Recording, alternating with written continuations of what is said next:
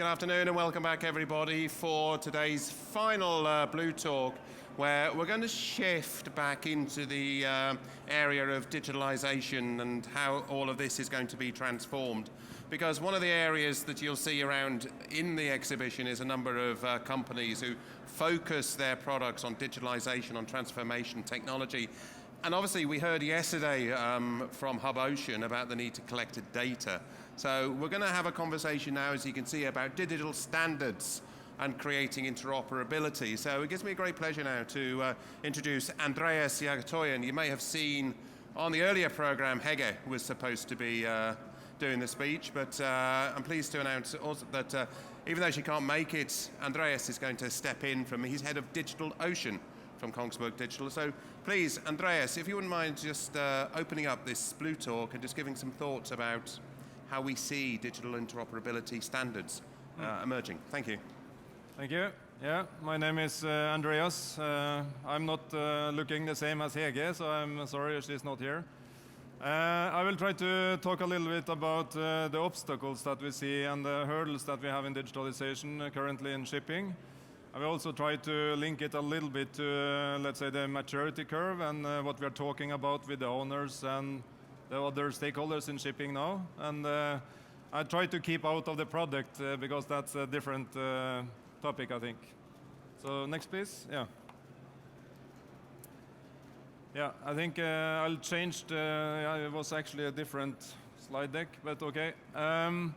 What I try to fly you in a little bit to what we do in digitalization. How do Kongsberg as a group see this? We have a sister company called Kongsberg Maritime, which many of you know from before probably, which are one of the big players in automation and equipment for ships. So we have, together with Kongsberg Maritime, tried to describe what do we mean by digitalization for a vessel, for a ship. Of course, data is put in silos on board a vessel, as you would know. And this is where the lack of standardization actually comes in. There are so many different configurations on board the ship, and there are sister ships that should be alike, but they are not. They are same, but different. And that's one of the obstacles of actually being able to contextualize data and to bring data into a harmonized asset model, which we need if we are going to scale digital services. So then, of course, the aggregation. We need to connect to the data sources on board, being navigation, automation, it could be cargo control systems or whatever, main engine controllers and so on. So we need to collect it into a common hub, which is an edge box or an IoT device. And then, of course, we need to contextualize it. And this is where all the challenges come in. It's easy to actually get access to a data bus. It could be MQTT or Modbus or whatever. But how to bring that data into a context is very difficult, because if you have been on an old vessel, there is very few of them that actually have a time stamping available, or it's a master clock that is not going correctly. So you need actually to be able to put that data into context. You need to time it, and you need to also attract data from different sources and try to match them in time, which is quite difficult. There are hundreds of different engineering units, which are not, you need to know actually what the data you're measuring comes from. Is it Fahrenheit or is it Celsius or whatever? So data contextualization is really the big pain in digitalization, I would say. And this is what we need to try to put in scale in a product.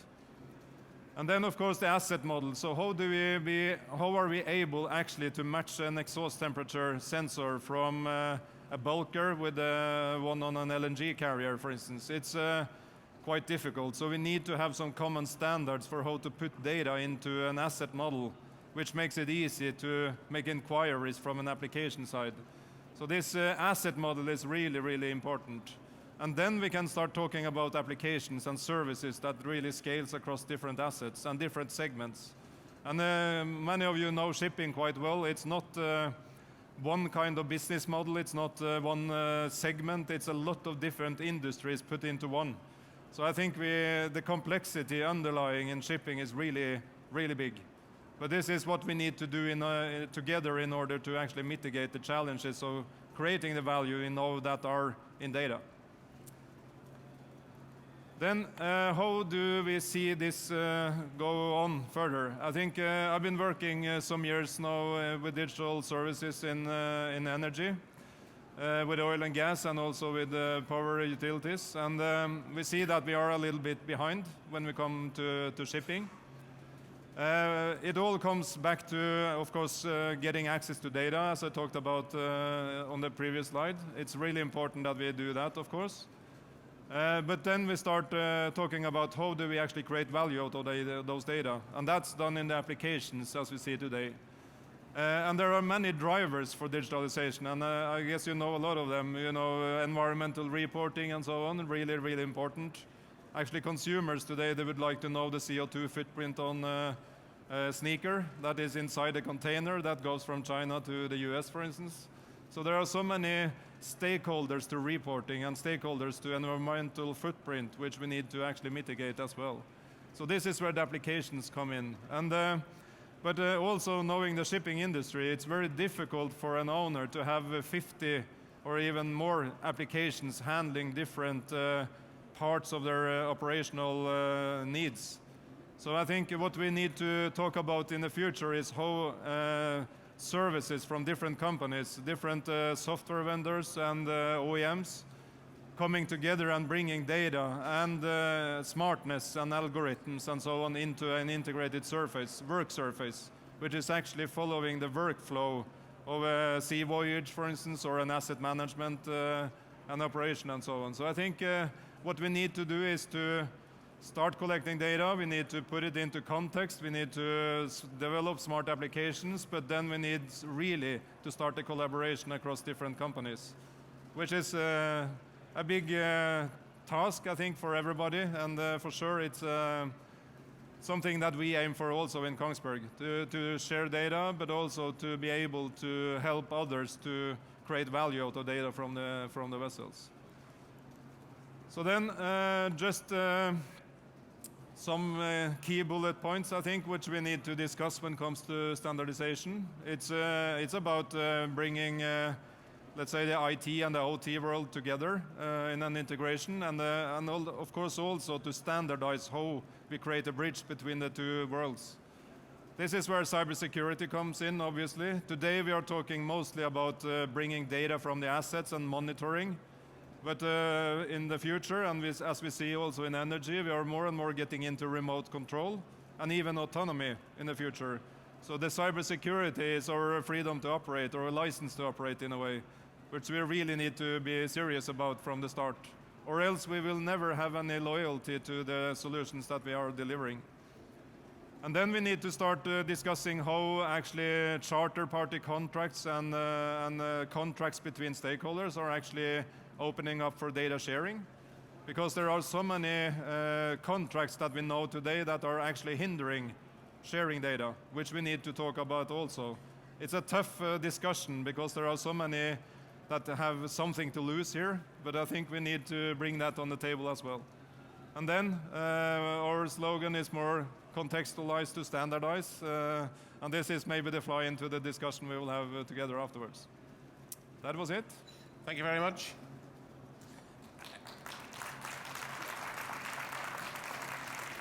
And Andreas, when I was looking at that pathway that you put up there in terms of this journey to where we're getting to that point where we look at the standardization, and that means we're beginning to get all of this data, I was reminded of an image that Kongsberg itself produced of all the startups in the technology market.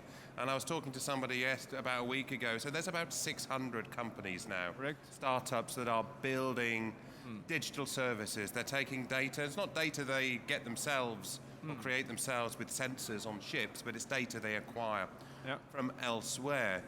How do you see that fitting into this picture about context and then standardization? If we've got so many companies, they're not all doing the same thing, for sure. There's all different elements of this, and they're all doing different things. Some of them are voyage optimization, some of them may be maintenance, some of them may be compliance. They're all doing different things, but there's a lot of them making a lot of overlap and a lot of competition here.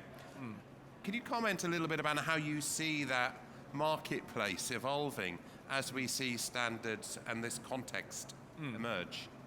I think one of the big problems is that everybody would like to have a front end. You don't want to have something facing the customer directly, obviously. Yeah. So what we need to do is to talk about how can we integrate a lot of functionality and smart features and try to make one holistic work surface where all this smartness is actually embedded. This is where we need to go. So you can say it's a kind of a second marketplace in a way. You can sell your expert application on a kind of an app store, and then you can actually export smartness through the API back to an integrated workflow or work surface. I think that's what we need to do when we go a little bit further. So I see this as a business opportunity, actually, a second marketplace in a way. Well, let's invite Lars Erik and Glenn and Mikael to come up onto the stage now, because I want to take this discussion into a sort of more into some of this element of context. And I'm actually going to start, if I can, with Glenn, because I think everybody may be familiar with Telenor and Veracity DNV, but let's talk about Nvidium. Yep. For a second here, because you're coming into the market and you're looking at this from a commercial perspective. Yes. Tell me, let's just remind people a little bit about what Nvidium does, but then I want to look at the role that you play in this data contextualization. Yeah, I think it's quite interesting what you're saying, that there's a new market for this. I think we have to be very careful in the market today, make this too complicated. Because a lot of the ship owners and suppliers today, they have already started to gather all the information. So what we do is that we take the information that is already available, and then we make the product. And we have that already available in the market. I think that is, I mean, the ship owners and all the vessels, they are not alike. You can make digital twins, but a sister ship can be different from another sister ship, although they have the same equipment. So I think it's very important that, I think what you say, Andreas, when it comes to cooperation and find new partners.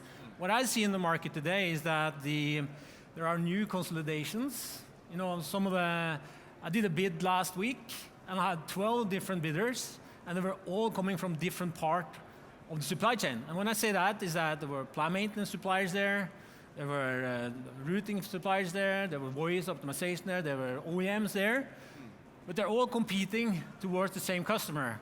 And that is like, I met even one of my partners competing against us. So I think it's about not making it too complicated, and you have to be in this platform. If not, you're not going to get the data. The data is there. It's all about the standardization. That goes back to what Andreas was saying about everybody wants that end customer. Everybody's looking at the ship owner and the ship operator as the ultimate kind of client, aren't we? Are we all going for too small a pot? Too many companies going for too small a pot there, rather than identifying where they can fit more holistically into this new chain, into this new... I think you have one of the last parts there where you come to charter party, and then you're talking to the charters. And you have to have solutions, you are helping the charters, but then you're also talking to the investors. So you have to have like multiple channels and have your solution going into that area. If you don't do that, then it's going to be just a monolith.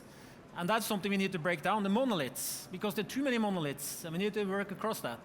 So you mean the silos here? You need those silos. But when I say monoliths is like you said, you have voyage optimization solutions, you have performance solutions. So that's like the monoliths. And then you have inside the companies, they have their silos. They have the operation department, they have the chartering department, they have the technical department, and they all have different needs. So the monoliths need to be working across that. So that's what we are pushing in that context.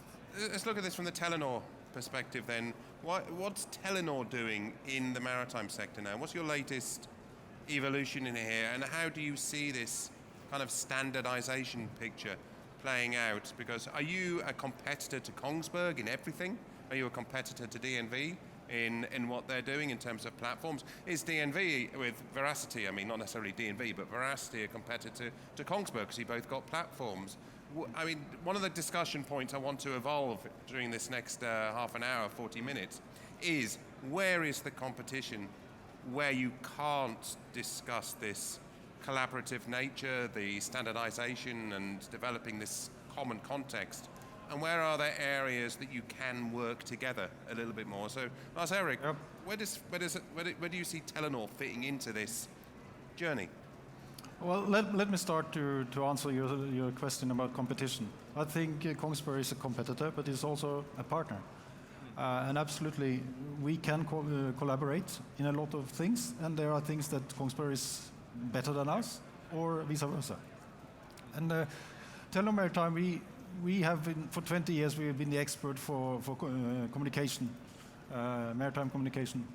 And I believe we have position in the value chain, but we can't take the whole value chain. We need, like Kongsberg, we need Veracity, and we need you guy. So I believe that through partnership, we can actually make this easier for the end user. How, though? Because, as I said, we don't, for instance, we don't want to be the application providers. We are not specialists in that. You are. But we are specialized in the connectivity. So if we can play together, probably we can add the value that is requested from the end customer. And I think that in most cases, I don't speak to the end customer. I speak to these guys. Okay. So Mikael, when did Veracity get launched? It must be a few years ago now. 2017. 17? Yeah. The COVID period has done something to my time scans here. So was that 5 years ago? So how have you seen this platform evolve over the last 5 years, and what's its future? So in 17, we were a direct competitor, perceived in the marketing, yeah. But if you've seen in practice, the use cases of safety at sea, which DNV, is a class society, modernizing class. Yeah. Veracity is a key part of that, and we use the ISO standards to do that, and we connect to Kongsberg. Okay. To drive the digital class services. And that's where we have a partnership. When it comes to services toward the customers, we are very much, at least Veracity, on land. We are focuses on the E and the ESG. So for no shipping, we have the BHP case, we have the Austrup Fearnley hackathon with Microsoft predicting emissions, and that's the kind of the blue ocean, and the new regulation regime. So in practice, there hasn't been that much competition, and we all have a challenge on data quality, and of course I need companies like Kongsberg and others to provide good quality from the ship. So a lot of competition in the kind of marketing, but in practice, when you really look at the business, it's not that much yet. Yeah. Go on. And if I may add, this is also a good example because we can be competitor and Veracity can be, but also we are working together. Yep. With some pilots on MRV reporting. So we are competitors, but we also work together. But is this frenemy expression that I heard? It sounds all very pally and very nice, but there has to be sort of a cut-off. So how do you define that frenemy relationship when you're looking at the future? Because you're looking at a sort of if you look at that picture again of where you're going for the future, and you've got all of this data, and it's the use of the data and how that can be used on terms of vessels, how it can be used. Now you can access it. So are these three your frenemy, or are they your? What do you guys think? Friends or enemies? I think it's you have to talk to the clients. You need to go to the ship owners, you need to go to the charters, the people who wants to buy the service and see how does this fit in. Again, bringing it back to the case last week where you see the whole picture. They have chartered vessels, they have own vessels, 100+ vessels, and they had their requirements when it comes to voyage optimization, performance, charter party, and then okay, I can give you a platform. No, I don't need that. I need the solution. I need help. Yeah. And I think that is just very important key here. We need to listen to the clients. What do actually the ship owners want? How can we help them with the OPEX? How can we help them to optimize their fleet? How can we help them to do this? And is that on your platform, on your platform, on your platform? I don't know. It's all about the business model here also. Because that's something we need to challenge. Do they know what they want? Did we know what we wanted the iPhone until it was given to us and we were told, it's a very good, press that and you'll find what you can do? Ooh, I didn't know I can get kittens that easy. I think that's a very good question because when it comes to the 2023 regulations, then everybody knows what they need to do on reporting side, but how can I do this? Today I'm doing it in an Excel sheet, but then you come to then you can come to your platform and say, okay, I have different applications here. But then again, the owners, they need to know, okay, that's the partnership, but that I think is the most valuable thing you can do as, as a provider, also as a product provider or as a approach to the client, listen to them and see what do they actually want to get out of this, because it's all about OpEx for the ship owner, right? If you're going to have layer on layer on layer, they're not going to buy it anyway. So it's so that's why we're talking about monoliths. We need to have fewer and then bigger solutions. Yeah. I mean, to some extent, I don't need to know what is inside a mobile phone, my smartphone, to know that I can use it and what I can use it for. I don't need to know the insight of the actual technology, but I want to know that it does. But I'm a little bit sometimes surprised when I buy a new one, how much it costs me. I know what I want. I know what I used for my mobile phone 2 or 3 years ago, and this is a kind of like a comparison to the ship owner here. So I knew what I wanted in terms of data reporting 4 or 5 years ago, and then I see what is being made available in terms of what Kongsberg can offer, you can offer, what Veracity, what you can offer, and all of a sudden it's got, wow, it's got bells and whistles I never even knew it was going to get. Are you, I guess being critical, just playing devil's advocate to all of you, are you overselling digital solutions? So I must have this race, this arms race. So the thing there is, on this mobile phone, that could be a question to you guys. On this mobile phone, who owns the data inside there? Because when you have your platforms, which is great, so who owns the data? Is it the ship owner? Is it the app owner?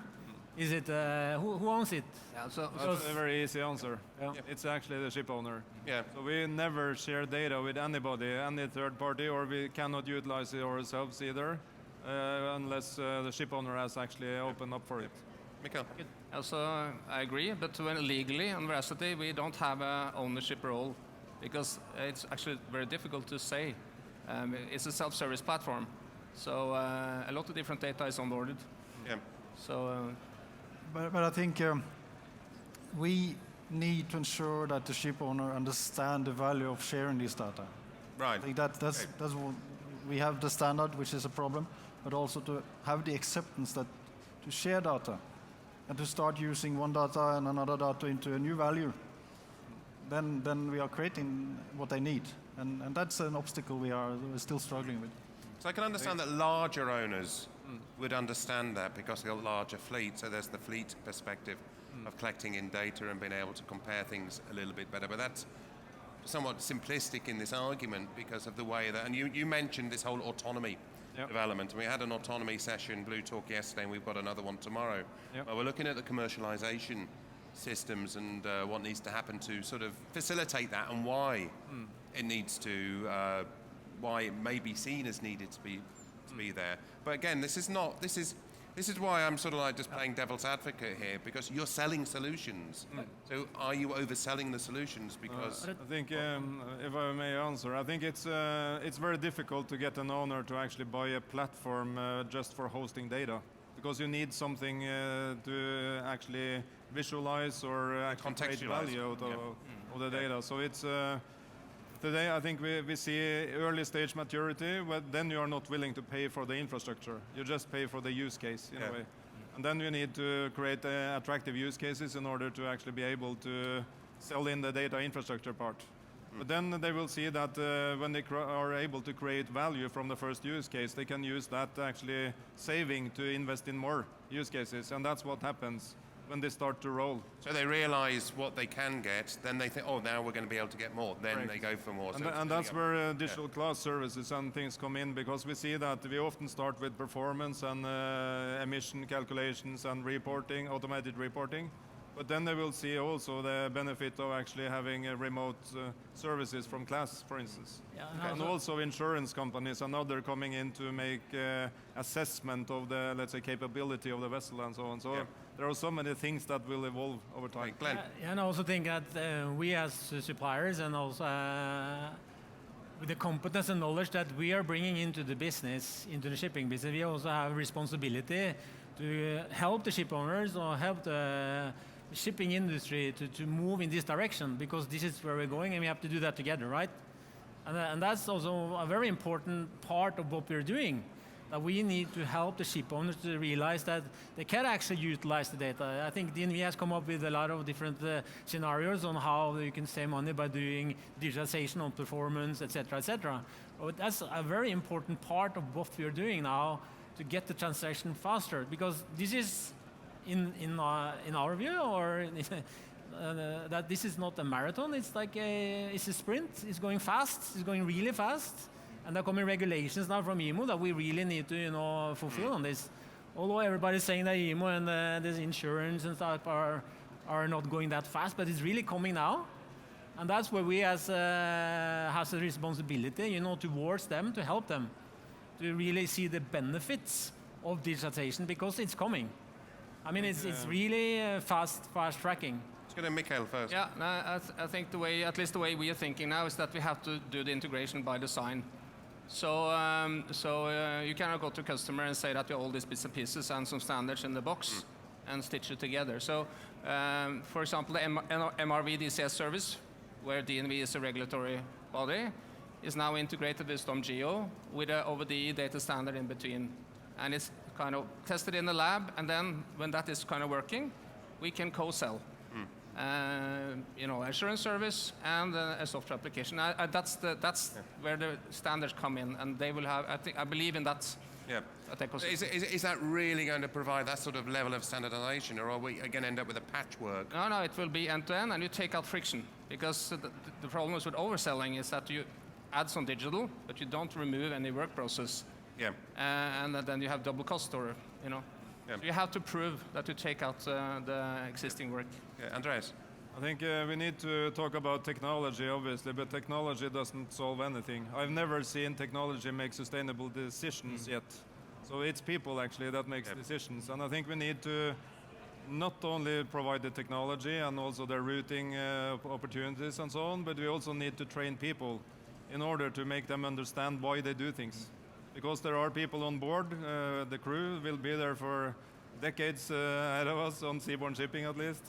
They will make the decisions, and we need to train them in order to make them understand what impacts on the sustainability, not only the technology that give you advice. You need to understand why. I think they have 4 months on and 4 months off. I don't think they stay on board a vessel forever, right? No, but it's a generic, generic thing. Yeah. But that's Eric. Yeah, I just had another comment. You mentioned this. Who thought we needed an iPhone? Yes. Yeah. We didn't know. No. And I think we are experienced the same in the maritime business, that we don't know all the use cases, but they will come for sure. And there will be just more once we get this going. How are we going to build in the level of standardization into that? Because I can pick up a Samsung and I can pick up an Apple. And yeah, I can charge them up using the same cable now, but I'm still having a lot of difficulties when I come to that. So are we in danger of having 2 sets of standards, 3 sets of standards? We can talk about standardization, but unless it becomes industry-wide, are we not still going to have silos of standards? Do you want to go for Betamax or VHS? Do you want to go for iPhone, or do you want to go for Android? Do you see what I'm saying here about the need to have a industry-wide discussion, not a silo, 2 silo, 3 silo discussion? I think we have already standards that are coming, IEC standards that will describe how we share data with each other. So I think it's not a big technical issue. It's more, let's say, how we adapt those data and contextualize it for a certain purpose. And I think that's where the standards are missing a little bit. So the contextualization part. So I think standards of interfaces are quite simple to address. Yeah. Mikael? Now, there is a new standard for class Rec 75, which is starting to be used. So the standard is there for exchanging class data. And customers that have 1 or 2, 3 or 2 or 3 class societies, they want to have holistic view. Yeah. But it's not really supported widely yet. No. So I think, at least I believe, software vendors and platforms need to support the standards, and maybe more, and that costs some money. But then we have to get the return on investment by having attractive end-to-end data value chains and products. In terms of the data, sorry, were you going to? Yeah, we were talking about standards, and we talk about how we can do that from your perspective. When it comes to other classification societies, you need to, clean the table and make sure that you have a standard that way. And as an OEM or you also need to do the same, because there's no standard there now, right? Because if you go on board a vessel and the vessel has, for example, a different OEM than you on board, then it's a different standard. And then keep in mind that I think, again, majority of the vessels today are going to be there for at least 10 to 15 more years sailing. Yeah. We are talking about standards, but the fleet which is out there now, that's what we need to help the ship owners. So what kind of data? It's an interesting point there in terms of, will ship owners put on board systems? They will put on board Navidium systems, of course, but no. The ship owners, they will put on board solutions that are helping them to reduce the OPEX, helping them to optimize their fleet, optimize their vessels. That's the bottom line. The shipping cycle is going like this. But when it comes to new builds and stuff, then obviously we need to have proper standards coming. Because you referenced, like, next year, you referenced the reporting requirements, and that's, if you can automate that, if you can standardize that, and that is a way to sort of move things forward for what's going to happen with, MRV reporting for DSC and then for EXI and CII. Mikkel, we're talking about standard on the MRV, that's super.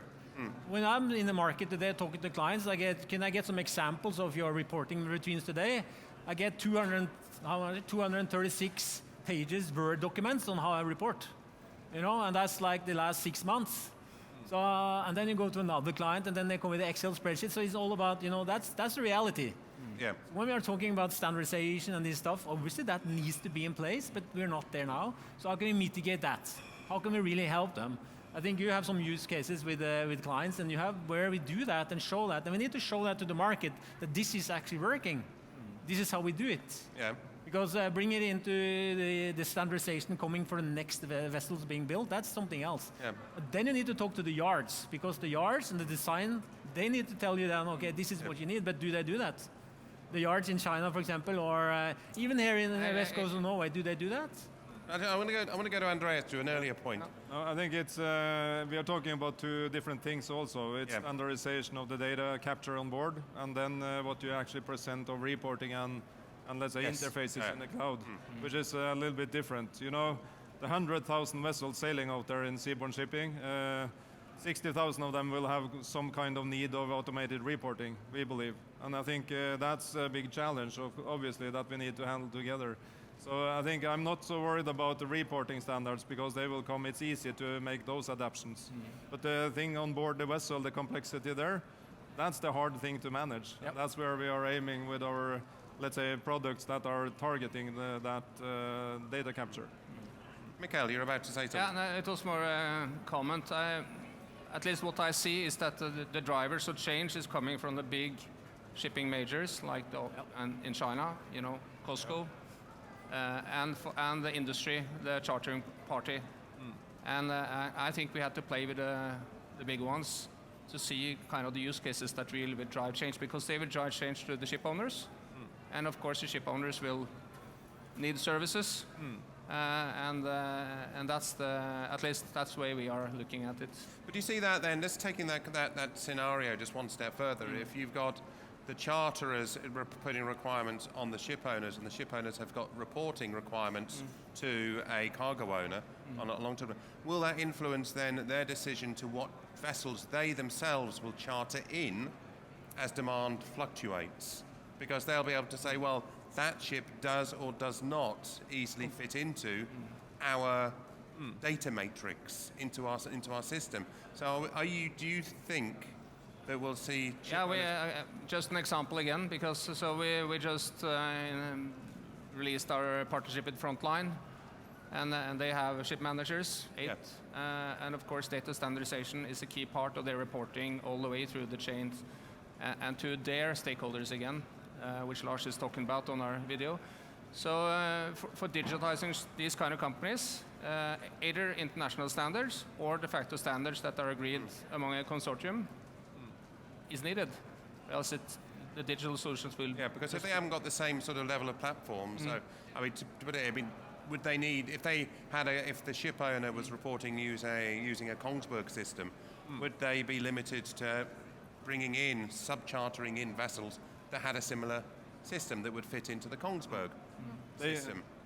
I can answer that. They don't need that because we have a platform-to-platform integration as well. So, and we have multiple, and we will bring in several sources of data into our platform. So if you have, even you have different automation systems, you can bring those data in very easily. Yep. So that will be handled. Yep, Mikael. Yeah, I mentioned the example of digital class, for control systems provided by Kongsberg, and we're using the ISO standard between us. And of course, if a ship owner wants to have control system and want data to DNV or Veracity, we already done the job. So, and the standard is the kind of the technical partnership. Yep. Can I ask just a very sorry? Go on. This is quite interesting because when you say that you charter in a vessel and the vessel has different equipment on board, you can just connect it, or you have to put something on board to connect it. Normally we put an edge computer on board, and then we have an agreement with the different vendors, obviously. Because that is also maybe something that we need to challenge in the industry, because. But we can also take second or data from others. Yeah, because that's the thing, I mean, if you charter in a vessel and I need to install this and this if I'm going to get the data, we need to open up. Yeah. That's the whole point. I mean, what you're doing there is like, okay, if you don't need to install an edge computer or anything because the data is already available in the cloud or in another way. And that is what we see when we go into the market with, this solution or other solution I'm working in. It's like you need to have the possibility to have a standard API and you can connect to it and then you can get it to play. But if you need to install something all the time, I mean, if you are, then the vessel is chartered out of Oslo. or China or whatever, and you need to install something to get the data. That's not going to happen. But how digitized is shipping? I know that's a very vague question, but what I mean is sort of if you're talking about the ultimate example of a digital ship and you're looking at a vessel that's about 20 years old or 30 years old and got almost nothing, the new reports is basically somebody on the bridge just making a log of how far they've traveled and putting a dipstick down into the fuel tank, and that's sort of 0 to 100. How digitalized is the shipping industry? What are we talking about here? Because I want to get Lars Erik's opinion here first, because it strikes me that there is such a broad range of potential digitalization levels here. Yeah, of course it varies from ship type to ship type. Some ship owners and some ship types are more digitalized, but I would say in general they are very little digitalized. Very little. They might believe it themselves, but it's a long way to go. And I see this as a greenfield market. There's so much potential there. We just need to help them. But going back to the standards, and I'm very glad that DNV is fronting this and we are getting the standards now. But it doesn't help for the old ships, because they have equipment 10, 20 years old. Yes. And they will have that type of protocol or another type of protocol. So we also need, until we come to this standardization of everything, we need to help our clients to translate the protocols into one language. Yeah, but this goes back to, sorry, you were going to say something there. Yeah, I think it's, there is so much difference between the vessels. There are some vessels that don't have actually access to where the integration system on board the IIS is not actually connected to the GPS even. So there are so many variants, and that's the underlying complexity of and the fragmentation of shipping, which is very hard to actually comply to, actually. Because I wanted to ask about what data is. Because we talk about data as if it's some sort of mythical stardust that is just scattered around, and you can magically turn it into some sort of, hey look, here's a digital twin. Hey look, here's something that we can do to visualize and conceptualize. But when we're looking at it, and I think you kind of alluded to a point when you said, well, we've got to decide whether we're doing Fahrenheit or centigrade. Temperature gauges. And this is the conversation that I want to also talk about sensor technology, because I'm aware there's been a huge revolution in the sensor technology, as well as then getting the data flows really quickly. So what is data? When we're talking about a digital ship, I'm not expecting a big shopping list of what the data is, but can you sort of give me a sort of a flavour here of from an idiot's perspective. What do we mean by data? Yeah. Give it a shot. Yeah. It's there are maybe 5,000 sensors on board a vessel. Can be, because some of them might only have one. Yeah, but it's something about you might have the wrong sensors in actually be able to do vessel performance, for instance. Yeah. You don't have the fuel meters, for instance. So they need to be refitted to the vessel, and then you can integrate it into the control system, and then you can lift it to the cloud.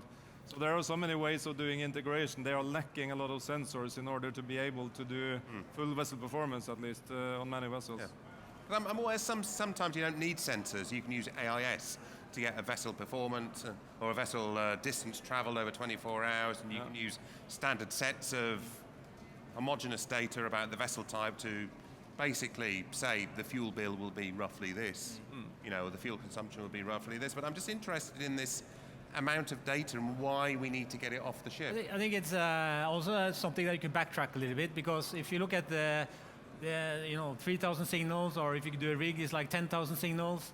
But when you look at the vessel-specific model, for example, then you only need 60 signals maybe to understand, how the vessel is moving, and that could be, two sister vessels that have exactly the same equipment, but they will have different performance in the water. So again, it's how you can conceptualize the data into specific models. And when we started these algorithms that we are working with in our solution, it's like you can do it by the vessel-specific model for some with the DNV, because you obviously have it, or you can use the hindcast data and the historical data to give a vessel-specific model. And this was just hearsay maybe 5 to 6 years ago, and now it's here. Because you can use that, so you can actually utilize the data on a whole different level. By going from 1,000 signals to 60 signals, then you have it. And another thing is that, remember we did on another customer, we had selling voyage optimization tools many years ago. We come with our sensors. And they said to us, well, if I'm going to do this sensor is going to cost me as much as the 50 different sensors I have on board. And today it's like you get sensors and they have so much data anyway. So you don't need to install that heavy equipment on board. Yeah. Bring it back to the Xbox. I'm just going to make Yeah, so it's a difficult question to give. I understand, So the way we think about it is use case driven. So at DNV we do risk. So we make risk models, and then we identify what is the data points we need to calculate risk. And it's typically low frequency, high value. Fire doors open, closed, bow gate open, closed. That is the data we are looking for. So we are not into steering the ship or something like you guys are doing, but it's the data needed for handling the safe operations. And then of course we need that with data quality, and ideally that the data quality is produced at the source. So that's why a partnership model is very important, and then some kind of quality certification scheme. Use case driven. Andreas? Yeah, I think data validity is really important. If you want to talk about trim optimization of a hull, which is really important for the fuel consumption, then you have draft sensors that are not measuring accurately. So you actually need some context to those data as well, maybe manual readings even to get things accurately. And then, of course, a lot of sensors, they are drifting off our time. So if you have false readings, you have no way of discriminating if this is a wrong sensor value or is it something changing in the process. This is where the difficulties come in. So I think there will be a large revolution when coming to actually sensor validation in the future, where probably physical models and simulators will generate synthetic data in order to match the real-time data and then talk about validity.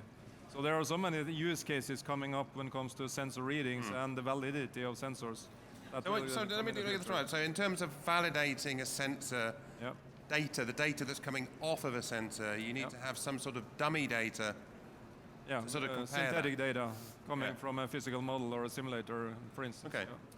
Glenn? You don't need it, but you should have it.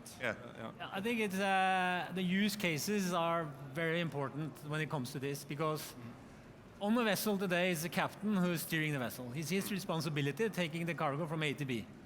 And we must not forget that, because he needs tools that can optimize for him and the crew to get from A to B, right? So there, when it comes to trim and these things, they can get advice and they can get recommendations from suppliers, but they are taking the decision. We said it earlier that it's all about the people. I mean, must not forget that on board a vessel there are officers who are taking the decisions every day. So we need to come up with a solution that helps them. Because if you're sitting in an office and you can see the trim is this, and there might be a reason for that. It might be that they are doing some kind of work on deck that they need to have that trim now in order to do the work. So I mean, this is the reality check, and I know this because I've been out sailing, and I know that you can sit and do a decision on board the vessels that maybe is not on compare with what they're doing on shore. That operational context. Yeah, I mean that is. Mikael. Yeah, you asked about digital maturity of shipping, and of course, if you look at the ships, at least those that we work with, mostly are using analog checklists. Like in aviation, it's digital checklist, and the data is used for quality improvement, ISO 9001. Yeah. So I think now companies are starting to work with digital checklist and capturing the data for improving work processes. So it's immature.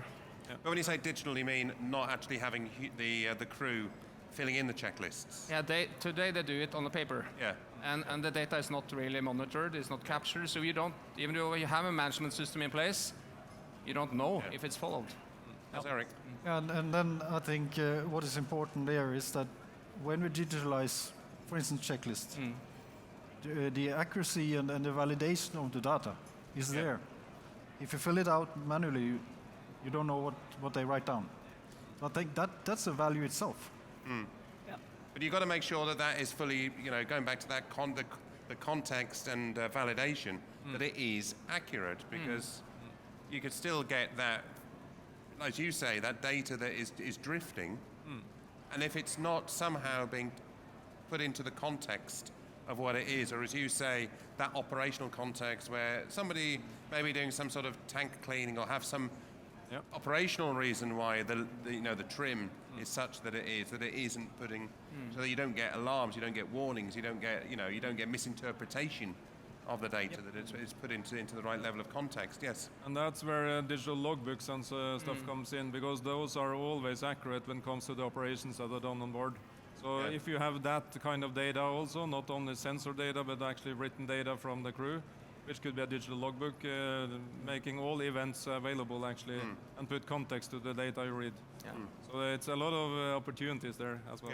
Yeah, and on the topic of data standardization, these events that are happening through the operational vessel, which some call business events, we believe those will be valuable in the future, and they are low frequency and potentially high value. Yeah. Those should be standardized. And there are initiatives working on that. We are working on that together, and maybe Kongsberg is part of that as well. What we call a maritime context. So it's next wave. How do you see that actually becoming because you say low data, so... Low frequency, high value. Yeah. So things like? Yeah, things like fire in the laundry department of a cruise vessel. How do you affect the kind of behavior of the crew of the rest of this floating hotel? That data is today communicated through, that's one example. That's hull cleaning also. Yeah. Because that's why also when you started today, I talk about collaboration across, frenemies and stuff like that. Yeah. But the point is that you will find new consolidation on board the vessels also when it comes to visualizing this type of thing. You talk about log data, active providers, they can provide that, and then they need to get the data, then they go to the sensor providers, and then they collaborate on giving that assets to the crew, right?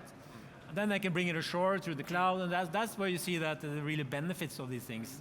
But there has to be a flag, I think that's very important. There has to be a flag when it comes to, is actually the crew taking the decisions, and it has to be utilized in a way that we can give them advice and help them to do the best solution on this and best advice on that. That's going to be very specific focus on a specific incident. You kind of alluded to a specific incident, but surely the benefit of the data related to that is getting the data from an insurance perspective or from a safety perspective.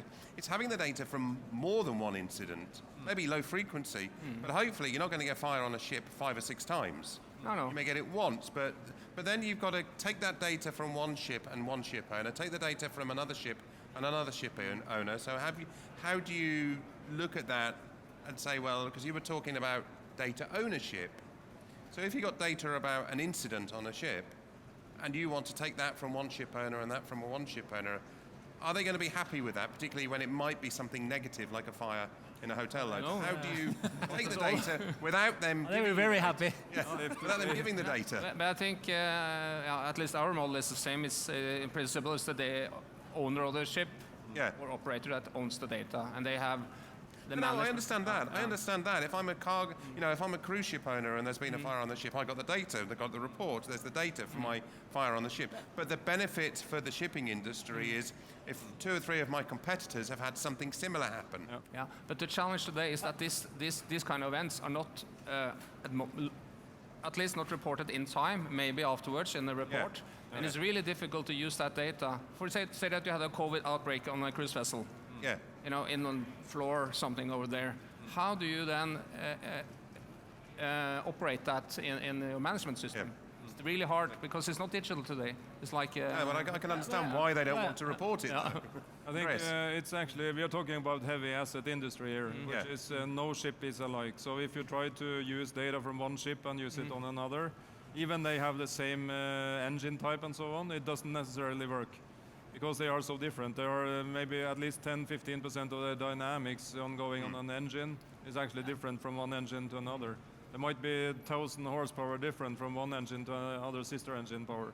So it's not that easy actually to take data from one ship and use it on another one. No, that's not quite what I meant. I meant about somebody ashore having access to 3 or 4 sources of data, because you mentioned it being low frequency, high value, but low frequency implies that it's not coming to you often. Now, hopefully one ship owner doesn't have low frequency negative data like a fire coming very often, but maybe across the industry there are trends that then emerge. But isn't it all about like compliance, that your vessel is compliant? In the sense that if you want to charter out your vessel, if it's not compliant with the local regulations, then that's the challenge. If it's a cruise vessel, then it's like, okay, then it's like having enough people on board. But for a bulk carrier, it's all about, will my vessel be compliant for this cargo when it comes to this port and they're going to charter it? And if it's not, please let me know, because then I need to do something. And that is all about the compliance on the charter. And then you go to the, same in the offshore industry, when you go to supply vessel, it has to be compliant according to the oil mailers. If not, you're not going to be able to charter out your vessel. So it's all about what segments you're in. If you're in merchant, LNG tank, whatever, or you're in offshore, or you're in cruise, there are different parameters that you need to make sure that you're within. And the most important thing for the ship owner is that my vessel needs to be occupied, right? I need to charter out my vessel. If I'm not chartering out my vessel, I lose money. So that's another super important part of what we're doing. That we need to come up with solutions that give them the vessel occupied during as much as possible. And then if my fleet is obsolete, I need to know. I need to know if should I order new, should I sell it, should I keep it, should I go for this cargo or not? If I go for it, then I'm going to lose out for the So that's the operational and that's the commercial side of it. And then obviously you have the other parts also, as you were discussing. Okay. Yeah, now, just trying to answer, I mean, what you ask about is license to benchmark, Yes. to look across. And for safety at sea, class has a license to benchmark. Yeah. And of course, that data is used within one class society and sometimes also across in Ajax to improve the rules. So when it comes to performance, it's typically the OEMs that are doing that on their own equipment. And you can answer, but maybe not so easy to share. It's quite difficult. Actually. And then the big players, with many assets, they're trying to have their own data lake to benchmark themselves, and that's where the contextualization and the standard comes in. But it's only maybe at safety at sea where the industry has, at least that's one area. I'm aware that, there have been attempts at using What you're saying is the KPIs solution is everybody has to be on DNV class, right? That's No, and they're not. So we are fighting for market share every day. There have been numerous efforts in the past to have KPIs, reporting KPIs. Yeah. Nothing to do with digitalisation, but the data that they get from that is a form of digital data, even if some of it may be handwritten and submitted.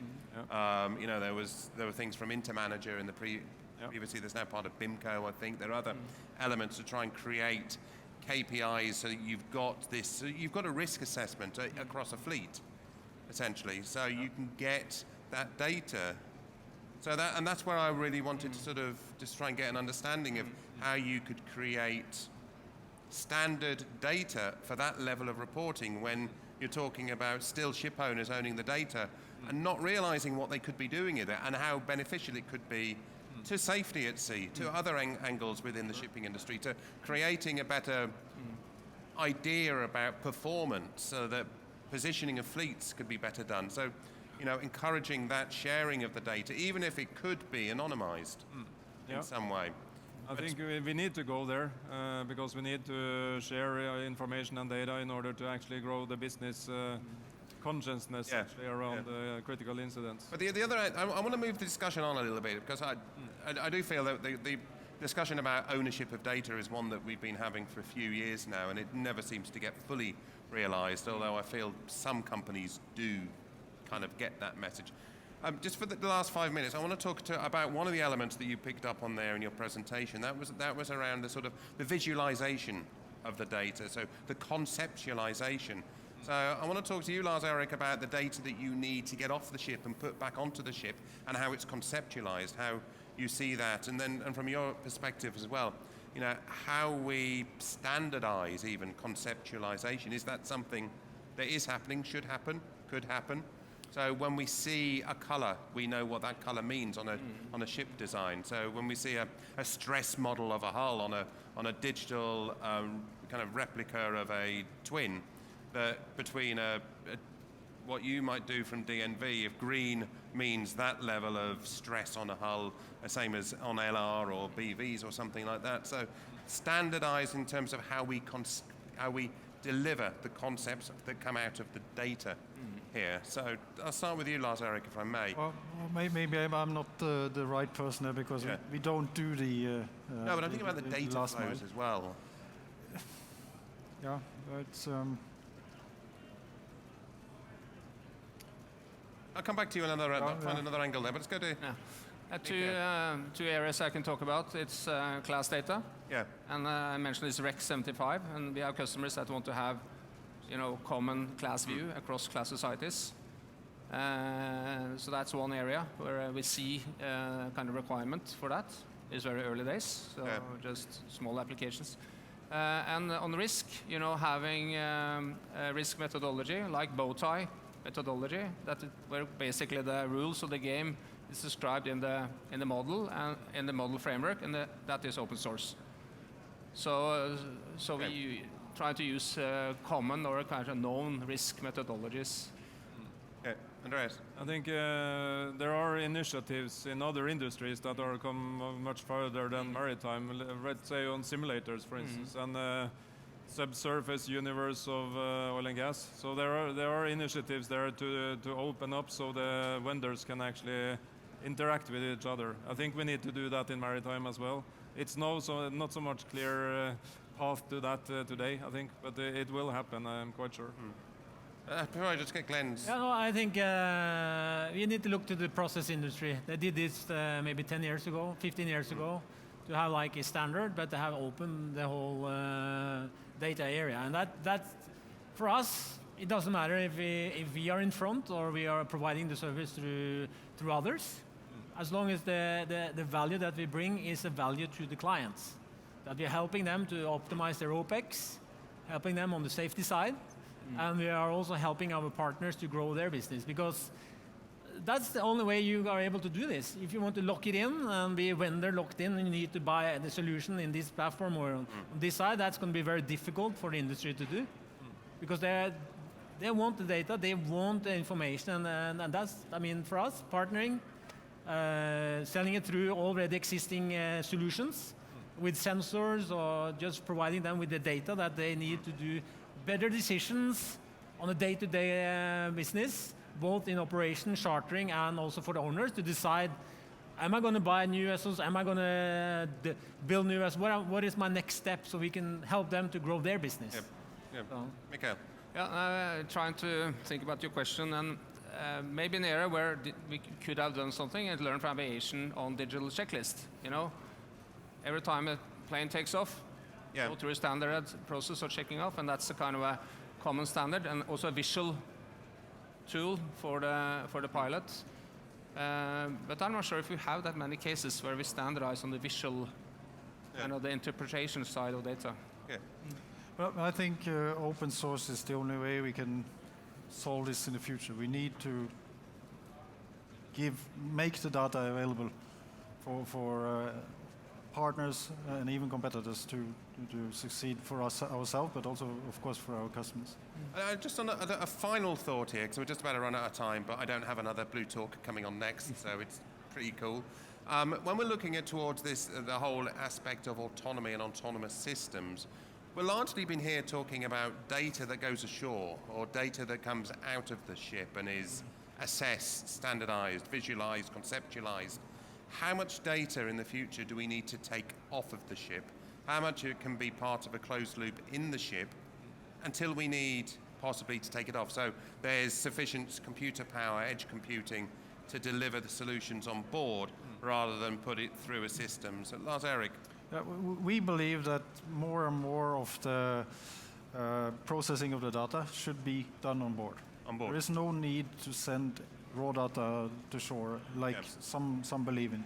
And I think you made a good example earlier today that the captain is still the boss. He needs the answers, or you said advice, here and then. He can't wait for the data to go to shore and back.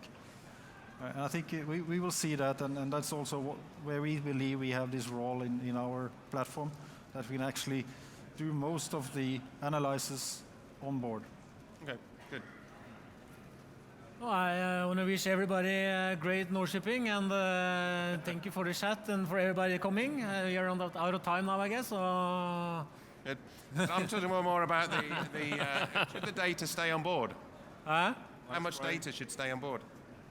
how much data should stay on board? That depends on the vessel and what kind of segment you're in. But the most important thing is that we are able to give the advice with the solutions that's already on board for the captains and the crew to make good decisions. It's not it's the right data, I would rather say, than how much data. It's the right data and the right tool. I mean, when I was sailing, I was using the chart and drawing up. Now it's everything on the ECTIS. So it's all the tools that can enhance the crew and the vessel. That's what needs to be on board, and that's what we need to push. We need to push for good solutions for the crew and good solutions for the owners, and also for operation and technical departments. Because that is so for autonomy, you need, of course, smart logic on ship. Yeah. And to train it, you need potentially data. So for those that build logic, need that data. For quality assurance, we need to check the models, the digital twins, and co-simulation is happening today in the R&D space. That means you can simulate systems on shore. And there are standards that are being developed, FMI, that we are testing as we speak together. Okay, Andreas. Yeah, no, I totally agree. We don't need to bring any data from an autonomous ship, but we need some data to monitor that the ship is actually working. So there are some fail-safe algorithms there, obviously. But today there's a lot of data we will never transport from the ship today as well. For instance, condition monitoring and stuff like that, which are high frequency. They will do algorithms on board, and then we will transport, let's say, the results back to the cloud. Good. Well, we have run out of time, and I'm sure people might need a beer now. But thank you very much, the four of you, for your inputs for this Blue Talk. Thank you very much. Thank you. Thank you. Goodbye. So tomorrow we start off again, 10:30 tomorrow morning with more Blue Talks. Looking, again, we've got one on digital standards, but looking at autonomous systems tomorrow.